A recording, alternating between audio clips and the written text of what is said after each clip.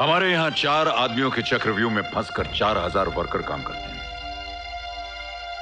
Workers के दिमाग में यह भर दिया जाता है कि यूनियन के लोग ही उनकी भलाई के बारे में सोचते और उनकी भलाई कर सकते हैं। लेकिन सच्चाई यह है कि आज तक इस यूनियन ने वर्कर्स को भूखमरी, बेरोजगारी और चोरी चपाटी के अलावा कुछ नहीं दिया। भेड़ों के झुंड को कभी देखा तुमने? उन्हें एक जगह इकट्ठा करने के लिए 4 कुत्ते रखने पड़ते हैं। मिस्टर अजय कपूर, ये जो हैं, ये वही हैं। यानी कि आपको इन सब चीजों के बारे में पता था? जी हाँ। और ये देखते हुए, जानते हुए हमें इसे अनदेखा करना पड़ता है।